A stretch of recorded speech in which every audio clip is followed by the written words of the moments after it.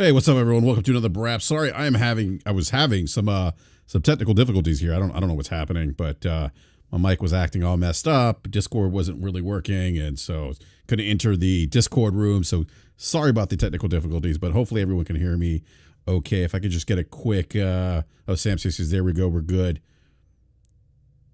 BRAP says, is Jez 7780 here because I got an Olive Garden ad? No, he is not here. He's not here. Maybe he's listening. Maybe Jez is out there listening. But welcome everyone to this impromptu rant again. Apologize for the technical difficulties here, but again, was having some issues with Discord. Obviously, having some issues with my mic as well. But sounds like that has been cleared up. So thank you for the patience. Please do me a favor if you haven't done this already. Smash that like button. If you're new, subscribe and hit the bell notification so you're alerted when we go live. So. All right, we're gonna jump right into this topic here with Microsoft laying off 1,900 Activision Blizzard employees. It wasn't just Activision Blizzard employees. I should also mention that it impacted Xbox as well and ZeniMax Media, but the majority of the layoffs actually happened at Activision Blizzard. Now, we said this a long time ago in the show.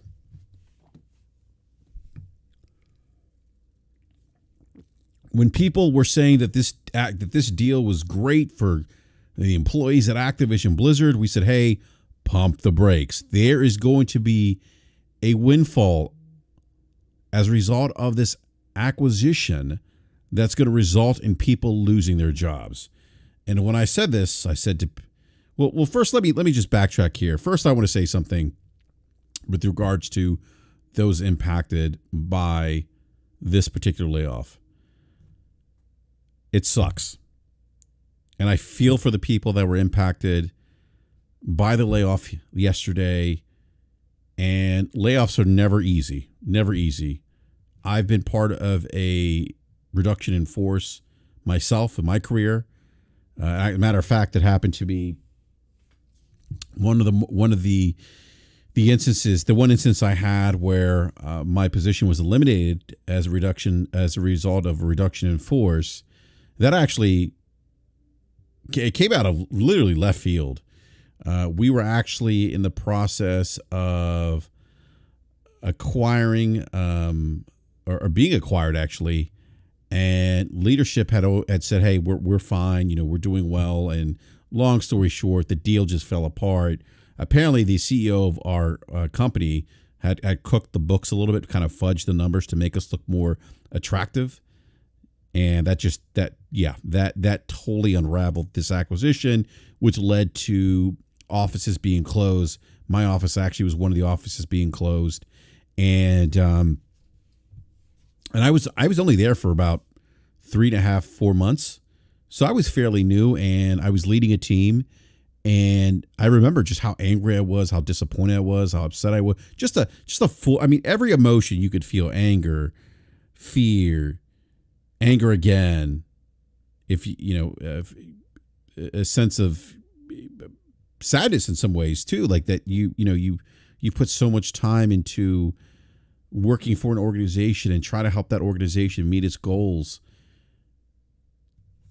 helping an organization drive results. I mean, it's the worst feeling, and I feel for the individuals that have been impacted. Some of them have been with Blizzard. There was one Blizzard employee tweeted out that he had been there for 12 years. There was a QA tester that actually just landed his dream job at Blizzard and relocated to California. Had only been there for a couple months and is now without a job. It's unfortunate, and we said this was going to happen. Like, if you've listened to BRAP for a long time, one, if you listen to the show, you know that we haven't been big proponents of consolidation, not just in gaming, but in any industry. We've articulated and given our reasons why consolidation doesn't work for consumers, why it hurts, why it hurts employees, and how it hasn't benefited consumers in instances. And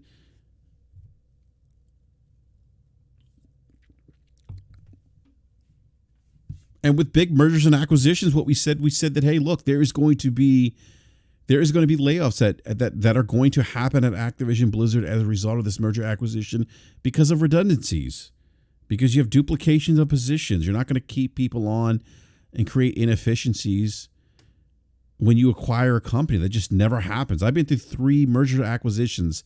There's always layoffs. And the 3 mergers acquisitions that I've been part of, the ones that I was a part of, were pretty big. Actually, the first merger that I went through was a situation where I was working for a company. We were acquired, and thankfully it worked out for me, by the way. And a lot of that had to do because we were strong.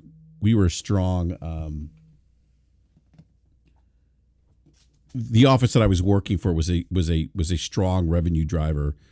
We had high profit margins. I mean, we were like tops in the region, and so they weren't going to touch us. We were lucky in that regard. But I did see leadership at the VP level terminated who had been with the company for a long time. And that merger and acquisition, that acquisition resulted in the company that was acquiring us being like the number one company within the industry that I was working at the time. And yeah, like Matt T says, companies don't care. And so, but with that M&A, I saw the windfall. I saw people lose their jobs. I saw VPs lose their jobs. I saw people who had been with the company for years, decades, laid off. And so we said this on this show that this was going to happen, and people are like, "No, BRAP, this is great for the employees at ABK. They're going to get rid of Bobby Kotick." And it was so short-sighted. And the issue I have with the conversation that was happening around this merger acquisition, or this particular acquisition, was that people didn't really. It was more about people treated this acquisition like it was rooting for a professional sports team. And that's ridiculous. And a lot of the conversation by the more extremist Xbox podcast was very much like rooting for your favorite local professional sports team. I say local. Maybe you don't root for the Commanders. You live in D.C. Maybe you're a Dallas fan, but whatever. That was the conversation. It was about, yeah, this guy, this is going to be great. And yeah, we should be pulling for Microsoft. It's like, no. Let's not root for corporations to consolidate. And that's part of the frustration I have with the discourse around gaming, is that it's often treated like people rooting for sports teams. These aren't sports teams.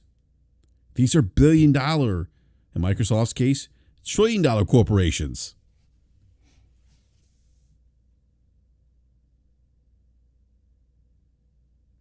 And that pizza was dope.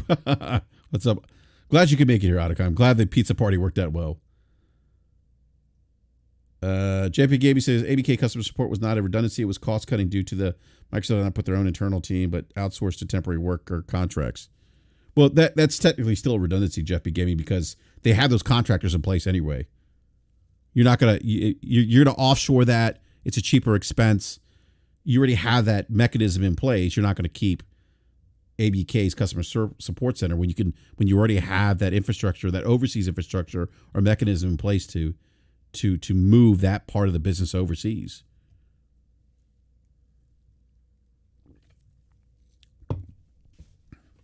But we said this was going to happen on this show. We said this, and we got a lot of people saying, "Oh, you guys just hate Xbox. You hate Microsoft. This is great for gaming." And this is going to be the rant of rants, by the way, because my frustration has hit another level when it comes to the dialogue around video games. Look, I don't know it all. I don't claim to know it all. I don't get it right all the time. But the one thing that as somebody who loves the hobby of playing video games, I try to learn and absorb as much information as I can about how the industry works.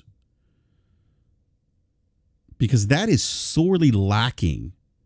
That is sorely lacking. And I do that for a reason. I do it because I'm passionate about it. But that due diligence is sorely missing in the gaming conversation. And it's often fueled by more extremist elements of platform owners who have podcasts who aren't taking their time to do their due diligence. I mean, my goodness, we have something called the internet. There is an abundance of information on the internet. There's books that you can read about how software development works in video games, how companies make money off video games. I mean, there's so much information out there. And instead, what we get these echo chambers of people that get together, pat each other on the backs, spew misinformation, disinformation. For what? And what I saw yesterday is kind of a reminder, to me at least, of that fact. When on this show we talked about the impacts to the workforce, the negative impacts this deal would have to the workforce at ABK. And people are like, no, unions. They're going to get unions. The unions didn't stop this layoff, by the way. And unions can't, they're not a roadblock for layoffs, by the way. I'm going to pull up something here that our co-host Game Logic tweeted out today. Let me see this here. All right. So Logic tweeted this out 3 hours ago. He said, unions are not a defense against layoffs. Maybe they slow them down because extra process has to be followed to ensure the corporation is in line with the collective bargaining agreements.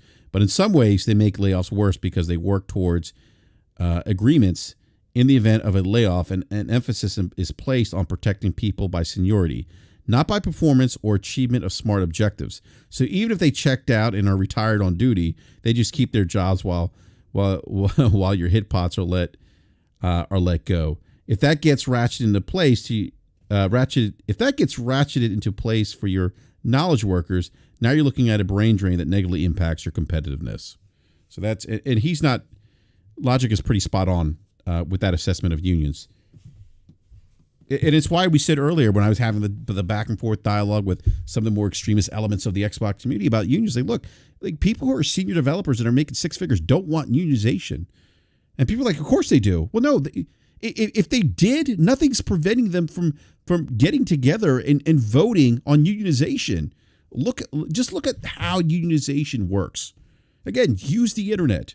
You just need a group of people to vote that, hey, we agree to want to unionize. The senior developers aren't doing this.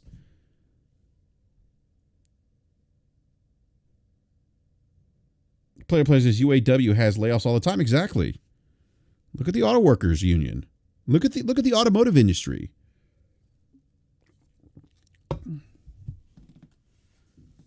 Unions aren't going to prevent mass consolidation.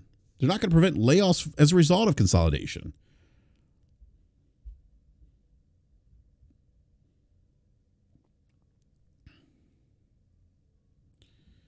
World-renowned GeoHound says, I feel so gaslighted by my favorite Xbox communities. Why is it when Sony has layoffs, cancellations, it's a sign of their troubled state, but when Xbox does, it's just an unfortunate industry trend? That's a great point. And that's the unfortunate nature of, and that's both sides, by the way, world-renowned. Both sides do that. They gaslight each other. But that's where I'm like, we need to elevate the conversation in the gaming community.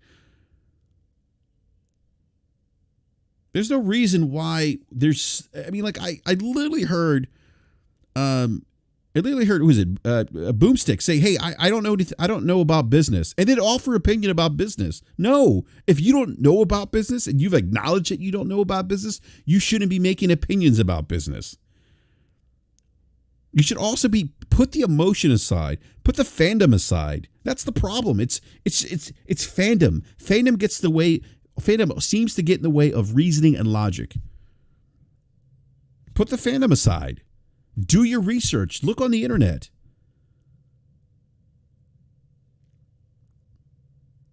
And I'm ranting here because people came in the live chat and said, "Oh, BRAP, you don't know what you're talking about.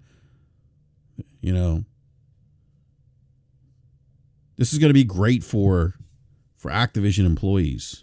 And it will for some, the ones that stuck around, maybe.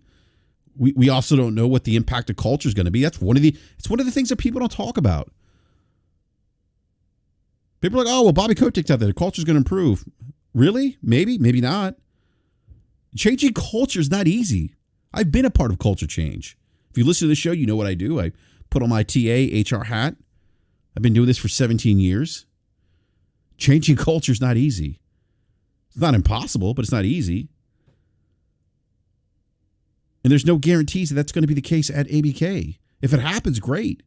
But why would anyone say, oh, it's going to happen for sure? Why would anyone speak in absolutes? You don't know. It may or may not happen. That's the reality of it. But it's also challenging. If you listen to Sean Layden, when Sean Layden talks about mergers, acquisitions, he says one of the biggest challenges is integration.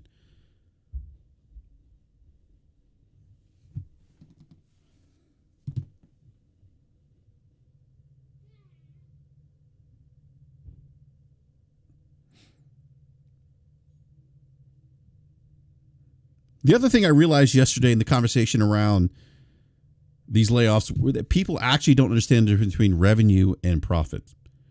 They don't understand profit margins. They don't understand how, I was seeing, or they don't understand that the $1 trillion valuation doesn't mean that Microsoft has $1 trillion of cash on hand. Like Satya's not going to an ATM with the ability to withdraw $3 trillion. They have to liquidate assets to get to that $3 trillion, which they're not doing, by the way. So let's just put that out there because I saw that as well. Again, the internet can be your best friend.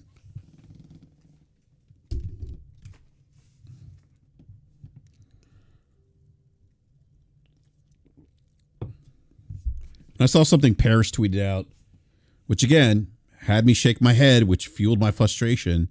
We have people covering the industry that aren't students of the industry, and that is frustrating.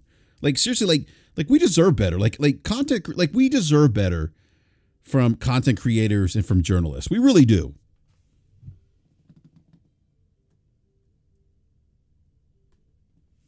Like my goodness, if you're going to be a content creator of video games, and you're going to go on Xcast or whatever podcast he's on, be a student of the game.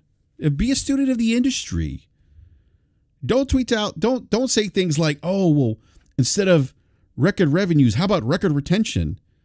What? It's not that simple as record revenue. And you're looking at revenue from the previous year, previous quarters. That also skates by the economic realities that are impacting not just the gaming industry, but other industries as well, like big tech. I don't know. We had this thing, and again, I know someone's gonna be like, "BRAP, you're defending corporations." I'm not defending corporations. What I'm doing is explaining how we got here. And there's a lot of GameIndustry.biz. If you're not following or getting your gaming news from GameIndustry.biz, I encourage you to do that. They just had an article recently, back in October, as a matter of fact, about how we got here how the industry got to the state it's in with the amount of layoffs that are happening now. And there's something called, maybe some of you, I don't know if anyone's ever heard of COVID-19.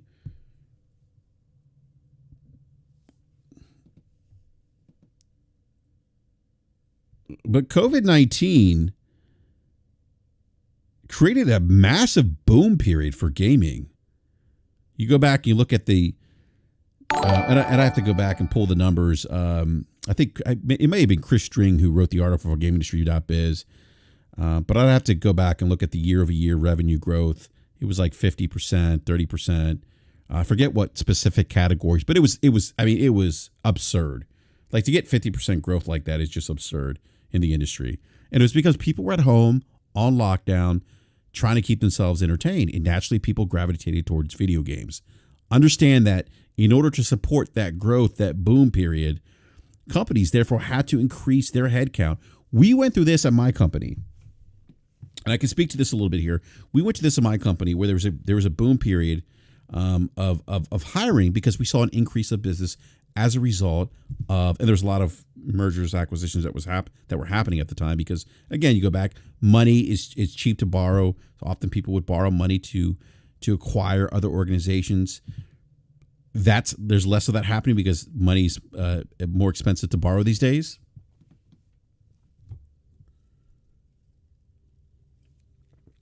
Michael says, BRAP, they laid off 10,000 people last year. Are you talking about big tech or gaming? Gaming laid off about 6,300 people.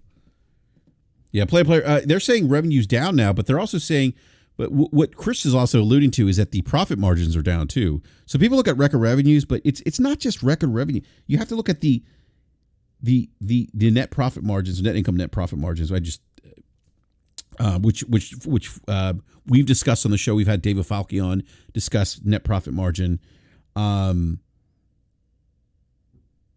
We've discussed the difference between capital driven business versus a service-based business.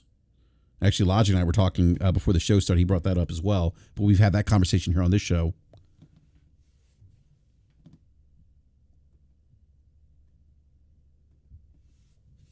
But so that people get a better understanding of the phenomena, what's happening now.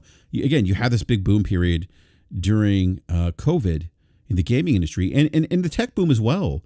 You look at Amazon, Microsoft, Google. They all had this massive boom during COVID-19 as a result of the lockdowns. That boom period, that was never going to be sustainable.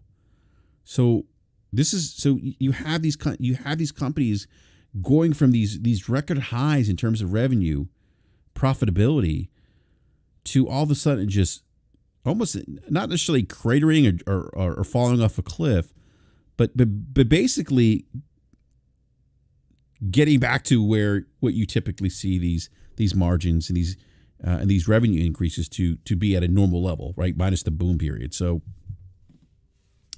we have this big boom period in the gaming industry, and it wasn't sustainable.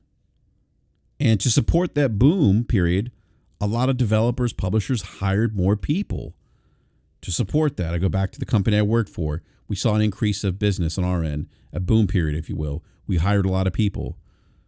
As we started getting out of COVID-19, as companies started spending less and prioritizing elsewhere, that impacted our business. As we started forecasting, projecting what our revenues might look like, we started asking questions like, does the current headcount that we have within our organization reflect what we're projecting? And if it doesn't, that's when you see layoffs. And it's not just that, by the way. It's also things like are we looking to create new efficiencies? Are we pivoting our business model, our strategies? All those things impact how you assess your current headcount and how you plan to hire moving forward in the future. So the misconception I've seen quite a few people say, big tech, they had these record revenues. Yeah, like last year, 2 years ago, but they're making staffing decisions based on projections for the upcoming fiscal year, and based on new initiatives are based on efficiencies. Companies are actually focusing on some industry. Not this doesn't impact all industries, but some of the industries like in tech are focusing on, and the industry I'm in are focusing on not necessarily hiring more people, but creating more efficiencies to hire less people, which is a cost savings to business. So we talk about, you hear things about generative AI, things like that. Those are things that are created to create efficiencies within organizations. But I think I missed a super chat here. Let me grab the super chat before I go on ranting more, because I do have limited time today, this afternoon, to rant. Skin Tight Salmon with the $20 Canadian super chat. Thank you for that. Says the vast majority of games media either showed support for the deal or were mutual on it. Now they're trying to gaslight and tell us how bad the consolidation is. Wish they weren't so focused on being Phil's friend. Look, I don't necessarily disagree with that. Skin Tight Salmon. I saw people out here championing the acquisition. It's like, guys, you guys are championing this, but understand that there's a negative impact to people's livelihoods as a result of this acquisition. And now you guys are belly aching. Oh my God, I can't believe they laid off all these people. You guys were championing this stuff.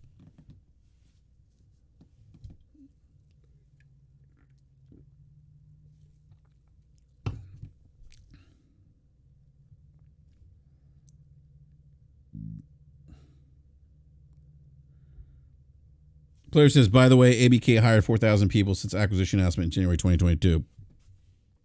Okay. And look, they are going to hire people. That the hiring is not going to stop per se.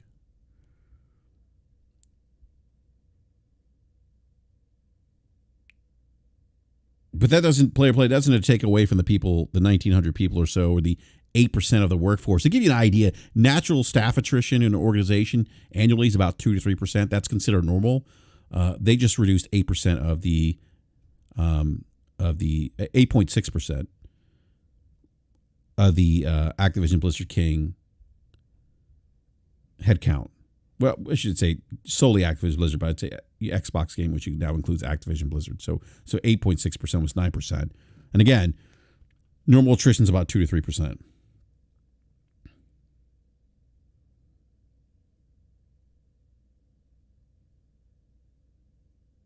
Player saying they had 13,000, now 17,000.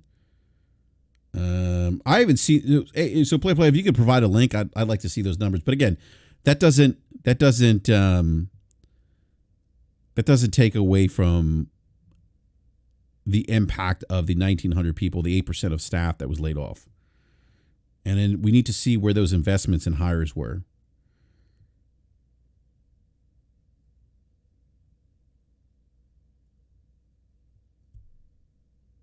But all right, so this boom period in the gaming industry wasn't going to last. That's why we're seeing a lot of the layoffs that are happening. That developers, publishers overhired to support that boom period. We have the inflationary dynamics that are impacting many industries post-COVID. Borrowing money is more expensive. So these are all things that are impacting the gaming industry and other industries too, like the tech industry. Now, again, I'm not saying this to defend layoffs or corporations, but just explaining how it works, because there are people out there, one, that are conflating revenue and profitability. They're two different things. And also assuming that higher revenue means retention. And to Paris's commentary that how about instead of record revenue, record retention, it's more nuanced than that, Paris. It's a little more complex of a discussion than just that. That's just a talking point that should be fleshed out. The responsible thing would be to flesh that out, to have some good dialogue and conversation, as opposed to creating these knee-jerk reactions that are just fueled on emotion and incomplete information.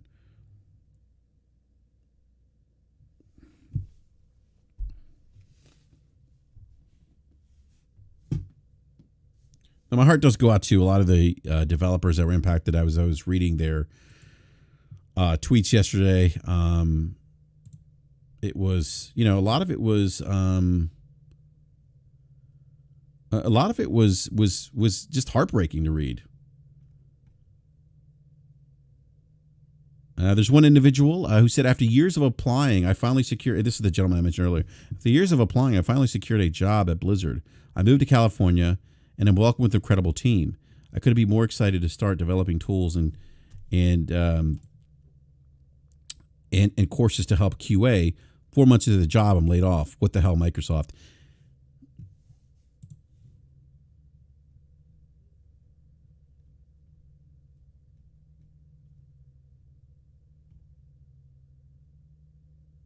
Now according to, and I have to pull this number up again.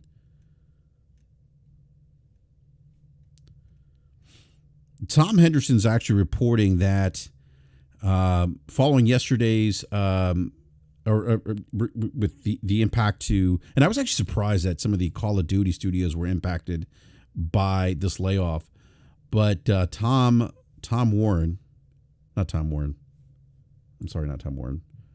Henderson, wrong Tom, who runs Insider Gaming, he was reporting that he was told that by sources internally there that Sledgehammer Games, one of the studios that works on Call of Duty, that they lost 30% of their staff. That's pretty high. 30% is high.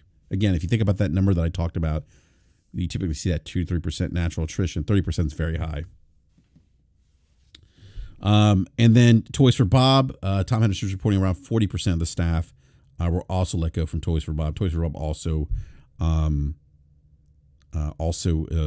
is part of the one of the pillars that supports development of Call of Duty. So again, I wasn't surprised that we had layoffs.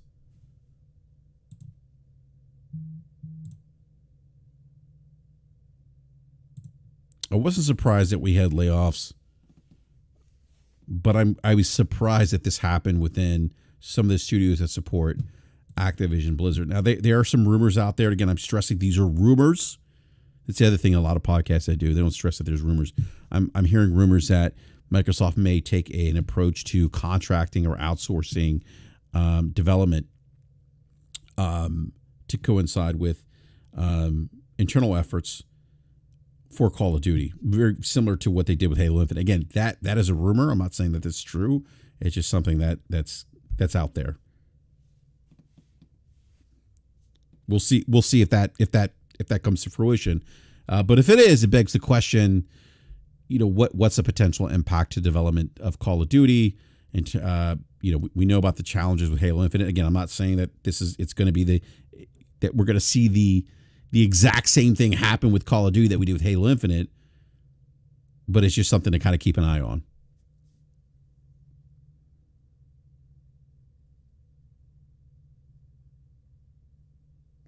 I mean, player. I mean, Modern Warfare 3 sales down 40% in Europe. I mean, okay.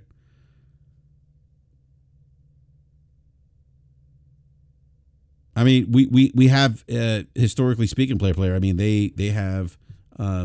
We've had similar slumps with. I mean that could be a factor too. Player. That's what I'm trying to say. That could certainly be a factor.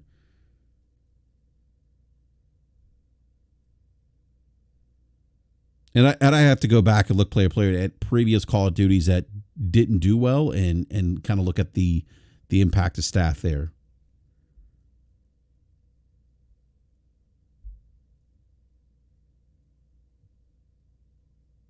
But it's fast. I mean, it's fast. I mean, what's fascinating to me is that I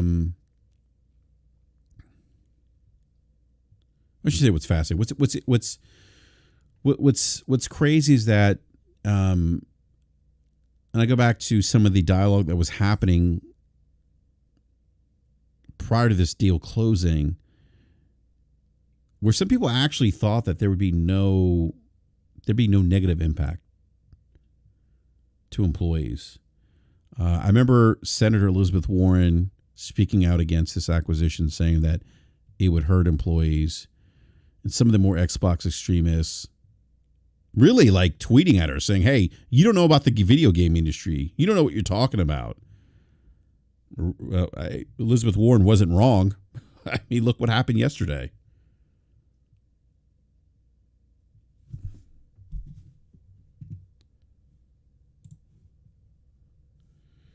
want to read what Phil Spencer had to say yesterday. He says it's been a little over 3 months since the Activision, Blizzard, and King teams joined Microsoft.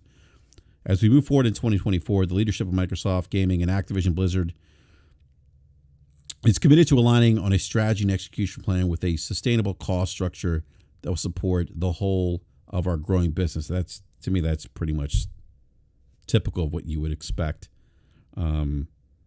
after an acquisition. That verbiage, if you will, and part of the layoffs is just that, aligning strategy, things like that, creating a sustainable cost. We also mentioned too, and when we had Falky on, and Falky is a financial analyst by profession, and one of the things he talked about too is you have to imagine that. One of the things he mentioned is that I know a lot of people are saying, oh well, this is obviously going to be an adrenaline shot of revenue for Microsoft having these big titles in their portfolio, but there is a little bit of a cannibalization effect now when you introduce Game Pass with some of these games that have only been in that traditional retail model. There's going to be a cannibalization, some lost revenue there. It's going to be interesting, like how that impacts revenue and how Microsoft looks at that and how they address that. But it's just something to keep in mind, because it's something that Falky brought up that I even think about when we had him on, not recently, but a couple shows ago when he talked about this. All right, back to Phil Spencer. Together, we've set priorities and identified areas of overlap. Again, overlap, which I said would happen. We talked about this months ago, that, hey, there's going to be some overlap. Redundancies are going to eliminate people based on that. And ensure that we're all aligned on the best opportunities for growth. You know what's interesting is that the same day Microsoft, it's announced that they are their valuation now for Microsoft is $3 trillion. They've surpassed Apple on the back of AI investment. The optics of that don't look well for Microsoft, in my opinion, and certainly doesn't make those who are impacted by this layoff, I would imagine, feel any better about what's happened.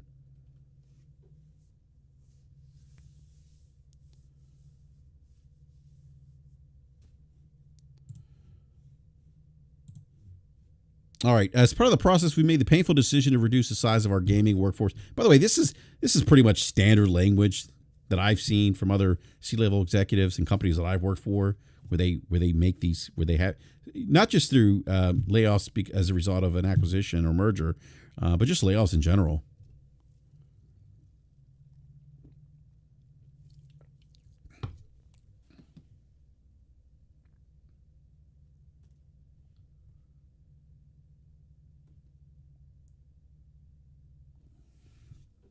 All right, sorry, I was taking a drink here. As part of the process, we made the painful decision to reduce the size of our gaming workforce by approximately 1,900 roles out of the 22,000 people on our team. The gaming leadership team and I are committed to navigating this process as thoughtfully as possible. By the way, Mike Ybarra is one of those VPs, higher ups that will no longer be at Activision, and I have it on good authority that while Mike was at Xbox, he didn't necessarily agree with the strategy and pivot, if you will, that Microsoft, the Xbox, was going to take. The people who are directly impacted by these reductions have all played an important part in the success of Activision, Blizzard, ZeniMax, and Xbox teams, and they should be proud of everything they've accomplished here. We are grateful for all the creativity, passion, and dedication they have brought to our games. Our players and our colleagues will provide our full support to those who are impacted during the transition, including severance benefits informed by local employment laws. Those whose roles will be impacted will be notified, and we ask you to please treat your departing colleagues with respect and compassion that is consistent with our values. That is standard fare, by the way. Compassion, our values, that is standard fare for a memo like this, and memos that I've seen where there have been layoffs. And I'm curious, I'm wondering, I'd be curious to see if Activision Blizzard, their TA team or HR, has support for people that are transitioning out. Meaning, like, are they, do they have people in place to help them with resume building, with interview tips, with things like that? So I know some companies do that. Bender String says, BRAP, why does he have to explain to anybody Who is he talking to here? Unless you're one of the people affected. Who does he need to explain this to? Look, this is just Bender. This is standard fare. I mean, this is what your C level, your VPs, whoever is head of the team, your VP of HR. This is standard language. I mean, this isn't anything different than what I've seen in layoffs and more recent layoffs where we saw emails like this come out, where people the company's letting us know, hey, we're going through layoffs. There's going to be people impacted, and it could be nerve wracking too. Like sometimes you don't know. Like one of the things Jason Schreier reported is that he was being contacted by people because they hadn't heard if they were being impacted by these layoffs, and that's the other nerve wracking part. Sometimes it's like, hey, we're doing layoffs today, and we'll be sending emails out shortly. If you're impacted by this layoff, you'll receive an email, and it's nerve wracking. You're literally just sitting there at your computer, just like waiting, checking your inbox to see if you're one of those impacted. It really is nerve wracking. I feel for those people who had to go through that yesterday. He says, looking ahead, we'll continue to invest in the areas that will grow our business and support our strategy of bringing more games to more players around the world. I keep saying this. Like, I know a lot of people don't like the idea of or the conversation around Xbox third party, but they're behaving like a third party publisher. I mean, I don't know how much clearer it can get when you have people at the C-suite talking about a pivot in their strategy and bringing games to rival platforms. Like like how much more proof do you need? And that strategy, it aligns with with Microsoft's core competencies. Yeah, I don't disagree, Playboy. I think it's a good thing too. It's going to increase revenue for them. They'll have more impact, I think, in the industry than they will as a console hardware manufacturer. And I go back and forth on whether or not they're going to eliminate hardware. Part of me thinks they might because of what they've done with things like Zune and Windows Phone. But they may also just keep making Xbox hardware because they know that 40, 50 million people out there will buy the hardware. It might be more kind of a niche product for them.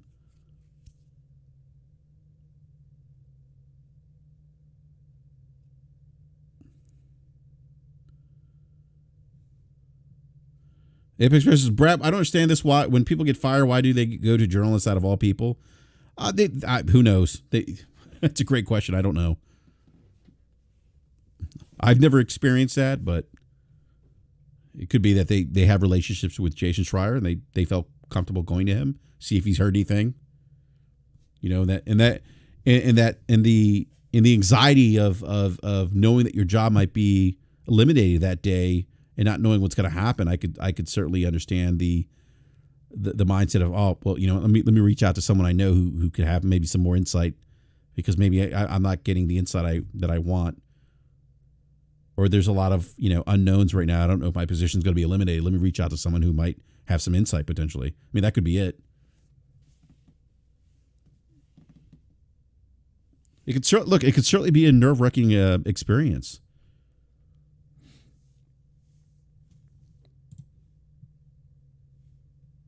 So back to what Phil said. I'm as confident as ever in our ability to create and nurture the game, stories, and worlds that bring players together.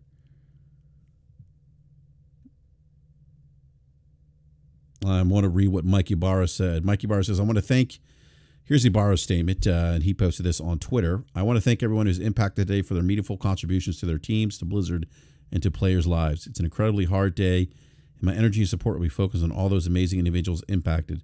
This is in no way a reflection on your amazing work. If there's anything I can help with, connections, recommendations, etc., DM me. To the Blizzard community, I also want to let you know to the Blizzard community, I also want to let you all know today's my last day at Blizzard. Leading Blizzard through an incredible time and being part of the team, shaping it for the future ahead, was an absolute honor.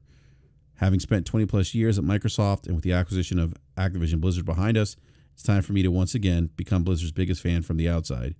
To the incredible teams at Blizzard, thank you. Words can't express how I feel about all of you.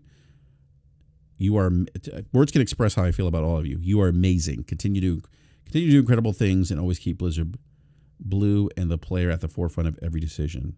To all those impacted today, I'm always available to you and understand how challenging today's news is. My heart is with each one of you. So that was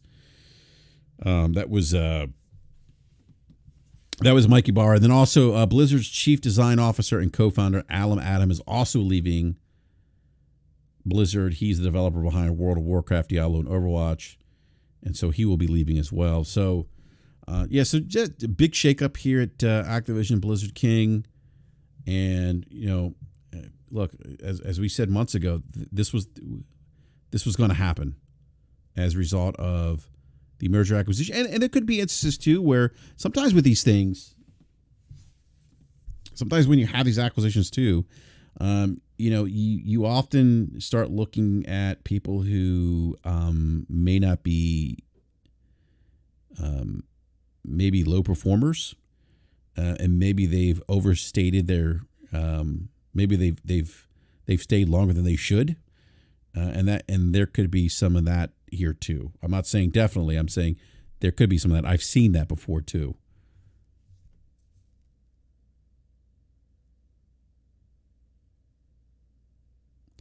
Apex Pro says, I'm sure the severance packages are good, especially after the whole union thing Microsoft did. I sympathize. I mean, the CWA saying that no one in their union was impacted. I don't think. I think that's. I have to go back. I think the CWA had a statement about that, but I mean that's a wild assumption there, Apex.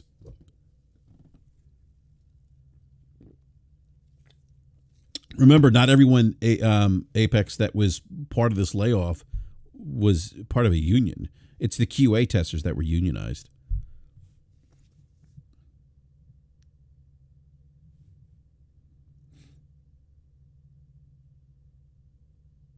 Oh, people were impacted? I thought I saw something else by the CWA that said they weren't. Let me see if I can pull this up here.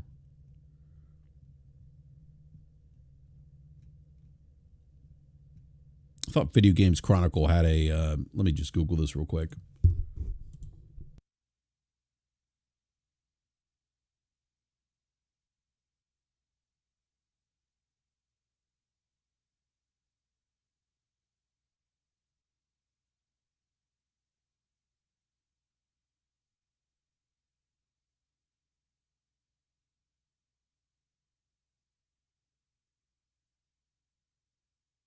Yeah, I'm not. I'd have to go back and look for the article. I'm not pulling it up on Google right now, but I have to go back and check.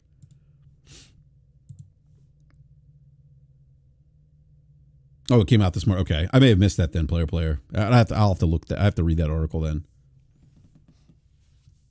So you're saying that some union members were impacted by this layoff then? Yeah, that goes back to. If that's the case, it goes back to what I said earlier. People are like championing the unions, is thinking that the unions are going to protect these workers. I mean, people who were unionized lost their jobs still.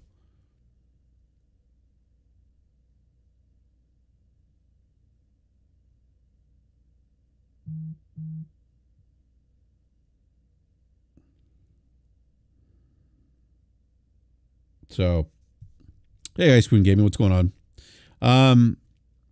So yeah, just a sad look. Just outside of the things I discussed, just like I said, it's a sad day for those impacted. But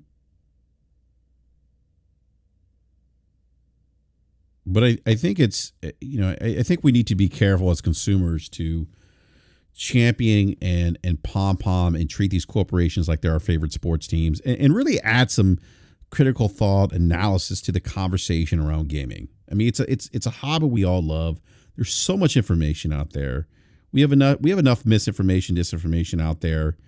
In general, like, why do we need to add this to our favorite hobby of choice, which provides us with hours of entertainment and joy? Like, I don't understand that. And it's often fueled by extreme elements of the gaming community and those who run podcasts, and it's just unfortunate. And this is just an example of that. There was a gentleman in the comment. World renowned GeoHound when he talked about being gaslighted. It's like, yeah, you are. It's really, it doesn't need to be like that. It's just really, and then when you try to elevate the conversation, you get called things like, you hate Xbox, or you hate PlayStation, or you're defending corporations, explaining how things work, explaining the nuances with things. It isn't hate. It's just explaining how they work. Saying, like it's just mind-boggling that we can't have those conversations, and it's frustrating. And I'll never forget people going after Elizabeth Warren because of what she said. I'm like, why? Like, why the emotion? Why the need to go after a senator? And let's just assume she was wrong. What makes you think that the video game industry is different than any other industry? It's a business. It's impacted by inflationary dynamics, by economic downturns in the industry. I mean, we're seeing it now.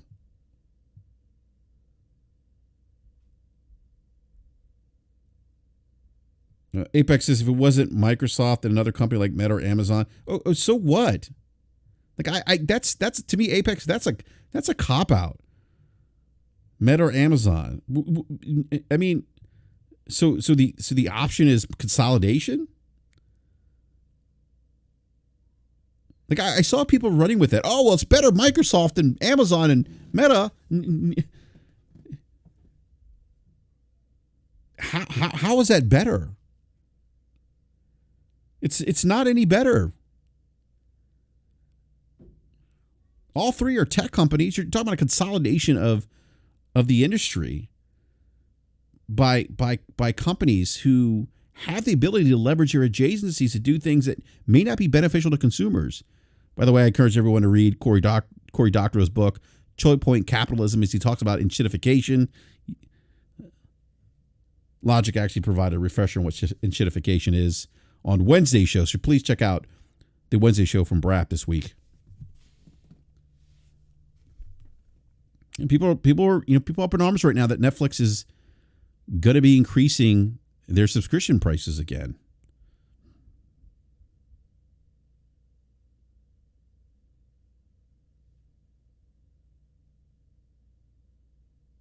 Apex is better because at least Microsoft has a footing in the gaming business for years, so they have knowledge. I mean, Apex, so does Activision Blizzard King. They have knowledge too.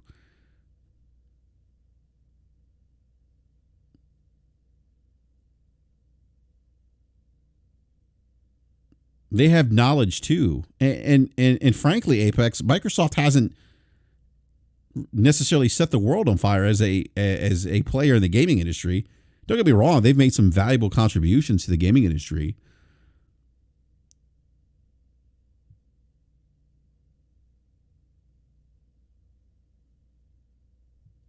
But I'm sorry, I have a hard time thinking. I mean, like he's like, yeah,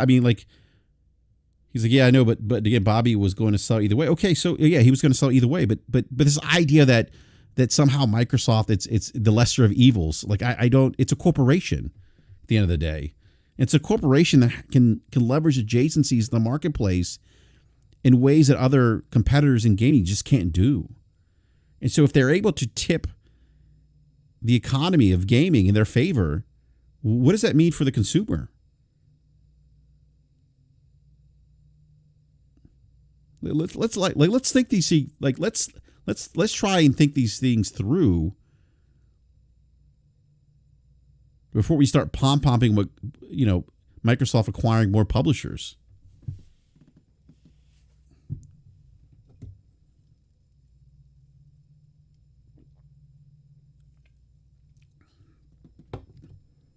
Twisted Sin saying David Preen from Microsoft Hardware Division just left.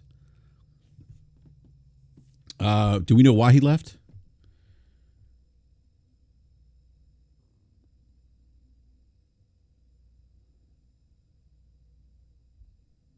I mean, Apex, I understand that they know the industry, but so does Activision Blizzard, is my point. They could be acquired and still operate as they had previously. I mean, we've seen, there's examples of acquisitions where that takes place.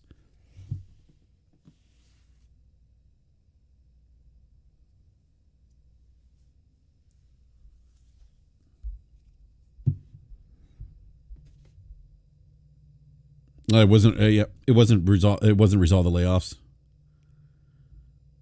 Yeah, I've got a lot more to say about this. I may do another show. Actually, I may do another show this weekend.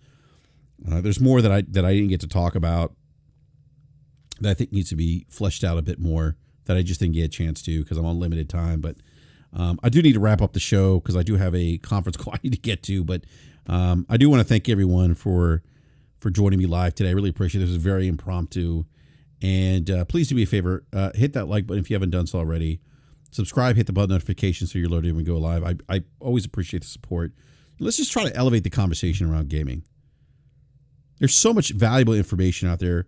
There's so many subject matter experts outside of these, these podcasts that are solely fueled on fandom. Let's just have a better conversation around gaming. Something that's more informative. Something that we can listen to and just take away and learn something. I think that is getting lost in all the back and forth nonsense of the console war. So anyhow, thank you everyone. And if you're not following me on Twitter, give me a follow at BRAP_podcast.